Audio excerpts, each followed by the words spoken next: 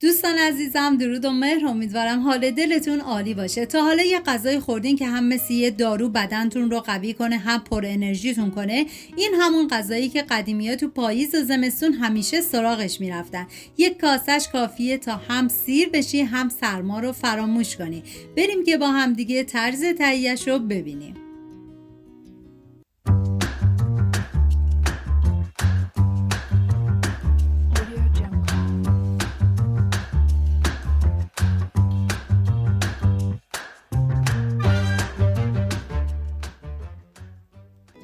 دو عدد پیاز رو به صورت نگینی ریز کنید و اینکه این غذا برای 5 نفر در نظر گرفته شده، شما بر اساس تعداد نفرات باید مواد رو کم یا زیاد کنید و اینکه من اندازه های دقیقم داخل دیسکریپشن نوشتم.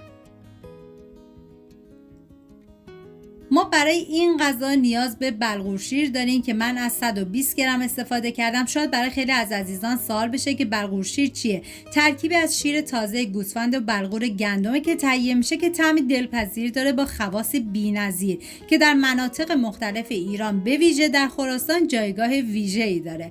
بلغورا رو بریزید داخل یه ظرف و هم بزنید و بعد از اون آبش رو خالی کنید. نیازی نیست که بلغور رو ما بخوام از قبل خیس بکنیم. و حالا میذاریم مواد رو کنار. داخل قابلمه من مقداری کره حیوانی ریختم و بعد از اینکه داغ شد پیازهایی که ریز کرده بودم و بهش اضافه میکنم و هم میزنم و میذارم تا پیاز کاملا سرخ بشه. این غذا سرشار از پروتئین، فیبر و ویتامین های ضروریه و به خاطر وجود عدس و بلغور خیلی راحت هضم میشه و مدت طولانی هم سیر نگهتون میداره و بهتون پیشنهاد میکنم که حتما درستش کنید. 200 گرم گوشت چرخ کرده رو میریزیم داخل قابلمه و هم میزنیم و میذاریم تا گوشت کاملا سرخ بشه. ببینیم من بلغور شیر خراسانی رو قبلا آموزش رو گذاشتم که لینکش رو داخل دیسکریپشن میذارم. برای عزیزانی که وگان هستن میتونن اون بلغور شیر رو درست بکنن که بدون گوشت هستش. و حالا ادویه ها که شامل زردچوبه، پودر تخم گشنیز، فلفل قرمز و نمک بهش اضافه میکنم و هم میزنم و میذارم تا ادویه ها تف بخورن، عطر ادویه ها آزاد بشه. واقعا یه غذای عالی و فوق العاده مقوی و خوشمزه، مناسب فصل پاییز و زمستون. حالا بلغورایی که شسته بودی من به گوشت اضافه میکنم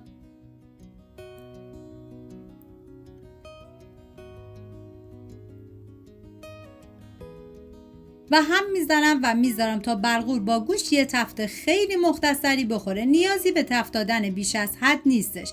ببینید بعضیا این غذا رو میذارن با شیر کلا پخته میشه، یعنی آبی بهش اضافه نمیکنن، ولی شما همون اول مثل من آب بریزید، بذارید بپزه و در مرحله آخر بهش شیر اضافه میکنیم. اینجوری خیلی غذا خوشمزه تر میشه.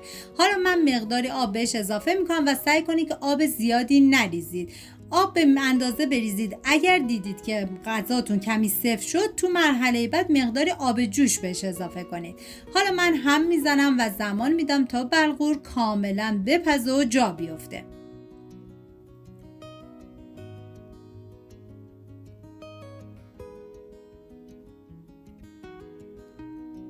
و بعد از اینکه بلغور کاملا پخته شد من یه هم میزنم و دقت داشته باشید که در طی زمان پخت حتما چندین مرتبه هم بزنید، چون این غذا بلغور داره و احتمال اینکه ته بگیره زیاده.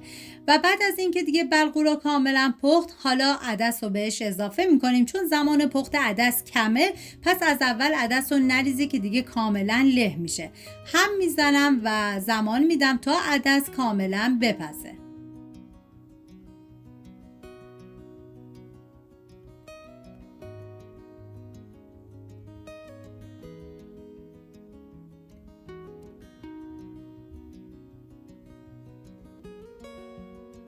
بعد دیگه عدس‌ها کاملا پخته شده، من یه هم میزنم. واقعا تنوع غذای سنتی تو ایران خیلی زیاده و یکی از یکی خوشمزه تر. و حالا توی این مرحله باید یه پیاز داغ درست کنید و به بلغور شیر اضافه کنید و سعی کنید که این پیاز داغ اصلا حذف نکنید، چون این پیاز داغ که توی این مرحله اضافه میشه طعم این بلغور شیر رو فوق العاده خوشمزه تر میکنه. حالا من یه هم میزنم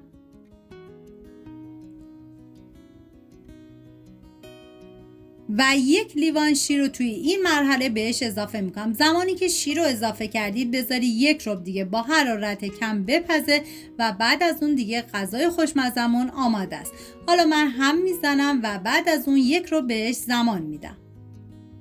ببینید این غذا رو هم نون خوش داخلش تریت میکنم و میخورم و فوق العاده عالیه.